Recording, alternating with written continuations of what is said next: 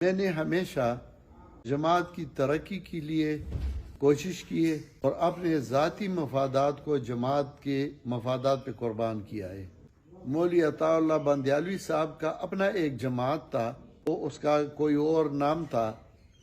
اور وہ اشاعت و توحید و سنت میں نہ تھے۔ اس سے پہلے سپاہ صحابہ میں تھے، پھر اس نے ایک اور اپنا ایک تنظیم بنایا دفاع صحابہ الحمدللہ وحدہ والصلاة والسلام علی من لا نبی بعدہ اما بعد اعوذ باللہ من الشیطان الرجیم بسم اللہ الرحمن الرحیم وَإِن جَاءَكُمْ فَاسِقٌ بِنَبَإٍ فَتَبَيَّنُوا أَن تُصِيبُوا قَوْمًا بِجَهَالَةٍ صدق اللہ العظیم۔ میرے محترم ساتھیوں، جماعتی اراکین، میں آپ سے چند گزارشات کرنا چاہتا ہوں۔ ابھی میرے پاس صوبہ پنجاب کے امیر اور ناظم اعلیٰ اور ضلع سرگودا کے امیر اور حضرت مولانا حضر حیات صاحب جو ہمارے مقننہ کے امیر ہیں تشریف لا چکے ہیں، اور آپس میں ہم گپ شپ لگا رہے تھے اور کچھ مشورے تھے، تو باتوں باتوں میں ایک بات سامنے آئی، اور وہ یہ کہ چند دن پہلے صوبہ پنجاب کے مجلس عاملہ نے جو فیصلہ کیا ہے مولوی عطا اللہ بندیالوی صاحب کے بارے میں، تو میں اس کا پورا توثیق کرتا ہوں اور تائید کرتا ہوں۔ دوسری بات یہ کہ الحمدللہ ثم الحمدللہ تقریباً 37 سال گزر گئے، مجھے اشاعت و توحید و سنت کا امیر بنایا گیا ہے۔ میں نے کبھی یہ فرق اور یہ تمیز نہیں کیا کہ یہ صوبہ کے پی کے لوگ ہیں اور یہ پنجاب کے لوگ ہیں اور یہ بلوچستان کے یا فلاں کے ہیں، بلکہ میں ساروں کو اپنا بھائی سمجھتا ہوں اور اپنے اراکین سمجھتا ہوں، اور ایک ہی نظر سے میں سب کو دیکھتا ہوں۔ الحمدللہ اگر قیامت کے دن میں اپنا عمل پیش کروں اللہ کے دربار میں، تو شاید میرے نہ اتنے نفلی روزے ہیں اور نہ نفلی نمازیں ہیں، لیکن میں ایک عمل کو پیش کر سکتا ہوں، اور وہ یہ کہ میں نے اس 37 سال میں کبھی بھی جماعت کے ساتھ غداری نہیں کی ہے۔ الحمدللہ اگر قیامت کے دن میں اپنا عمل پیش کروں اللہ کے دربار میں، تو شاید میرے نہ اتنے نفلی روزے ہیں اور نہ نفلی نمازیں ہیں، لیکن میں ایک عمل کو پیش کر سکتا ہوں، اور وہ یہ کہ میں نے اس 37 سال میں کبھی بھی جماعت کے ساتھ غداری نہیں کی ہے، اور نہ میں نے جماعتی اراکین کو اپنے نوکر سمجھے ہیں اور نہ جماعتی اراکین کو اپنے سے کمزور سمجھیں، بلکہ میں ساروں کو اپنے سے بہتر سمجھتا ہوں۔ تیسری بات یہ کہ الحمدللہ ثم الحمدللہ جب ہماری جماعت کا ناظم اعلیٰ مولانا ضیاء الحق صاحب سرگودا والی تھے، اس وقت تک ہماری جماعت میں پورا اتفاق، اتحاد اور یکجہتی تھی،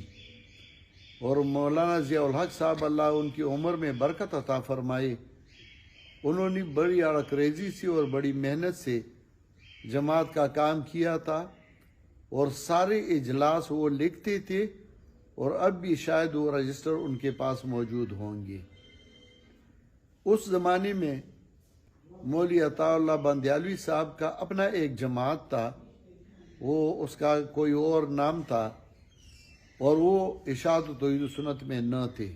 اس سے پہلے سپاہ صحابہ میں تھے، پھر اس نے ایک اور اپنا ایک تنظیم بنایا دفاع صحابہ۔ پھر میں نے کوشش کی اور میں نے ساتھیوں کو تیار کیا اور مولوی عطا اللہ بندیالوی کو جماعت میں لے آئے۔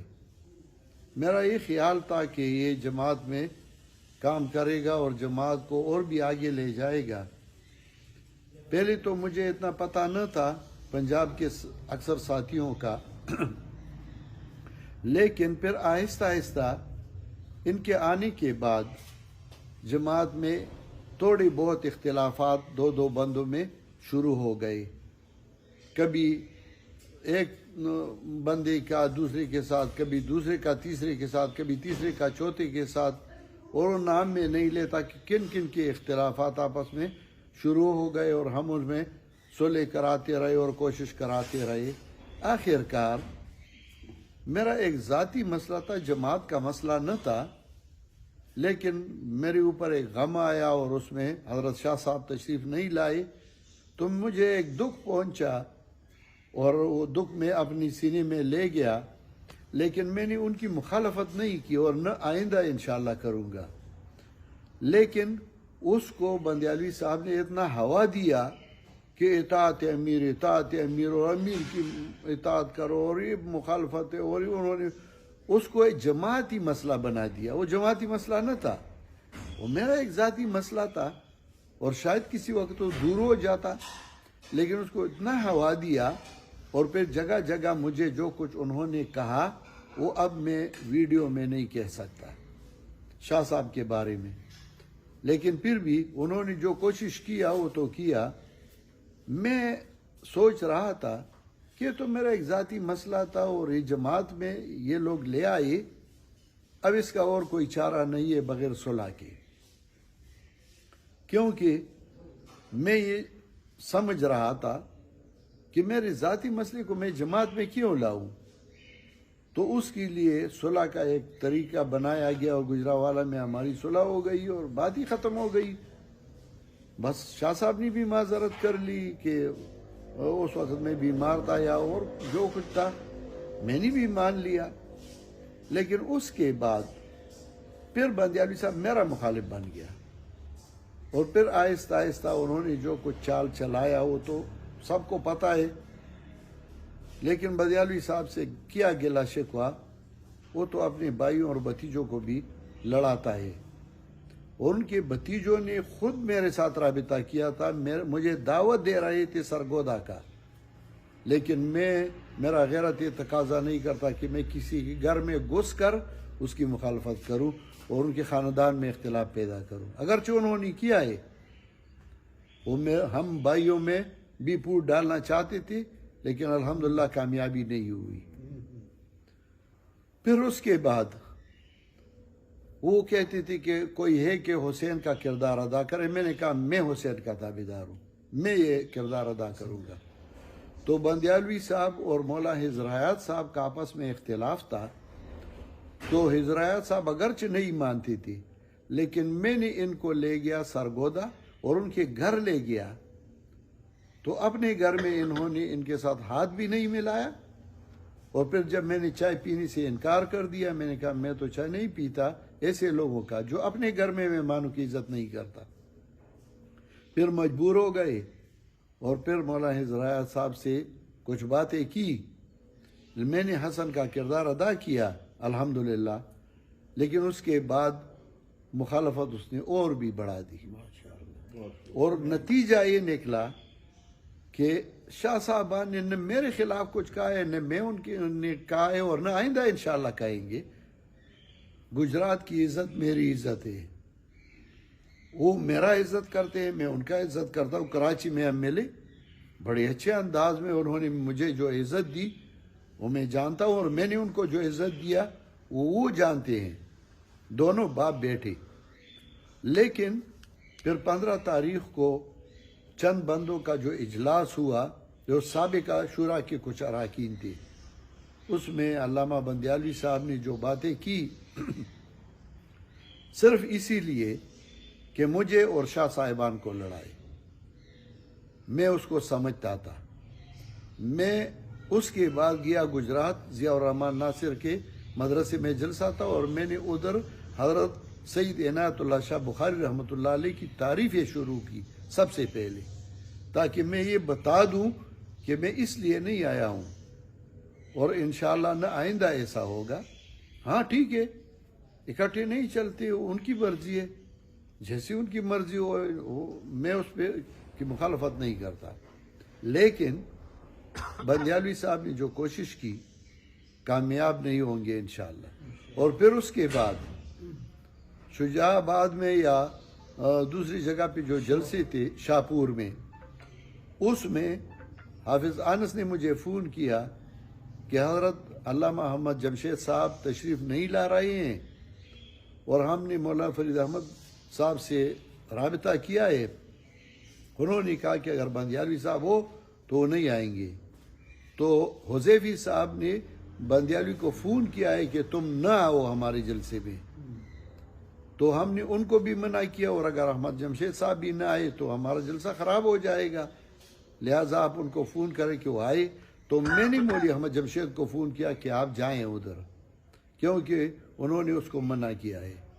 لیکن جب اس کو پتہ لگا کہ احمد جمشید صاحب آ رہے ہیں تو خود بغیر کہنے کے آ گیا، صرف اسی لیے کہ ساتھیوں کی بے اعتمادی پیدا ہو جائے۔ لیکن الحمدللہ اب جو تنظیم بنی ہے، تنظیم ہے، اس میں بد اعتمادی کوئی بھی پیدا نہیں کر سکتا۔ لہٰذا میں سارے ساتھیوں کو کہہ رہا ہوں کہ آپ بے فکر رہیں، انشاءاللہ آئندہ ایسا نہیں ہوگا۔ ہاں اگر وہ اس کی کوئی اور جگہ ہو نہیں اور کہتا ہے کہ میں بھی آ رہا ہوں تو پھر وہ پہ سوچیں گے انشاءاللہ، لیکن اب ہوگا بھی ایسا انشاءاللہ، کوئی نہیں بلائے گا تو یہ خود جاتا رہے گا۔ پھر اس کے بعد جو شاہپور شجاع آباد میں پروگرام ہوا، اس میں خطیب صاحب کا بیٹا ضیاء الرحمن صاحب گیا تھا، لیکن اس کو پتہ نہ تھا، اور جب اس کو پتہ لگا تو اس نے خود فون کیا کہ میں آئندہ بالکل ایسے پروگرام میں نہیں جاؤں گا جس میں وہ ہوں گے۔ ہاں اگر اس نے کوئی دھوکہ شوکہ کیا تو یہ تو عادت ہے، مستمر رہے، اس میں تو میں کچھ کہہ نہیں سکتا۔ لہذا تمام ساتھی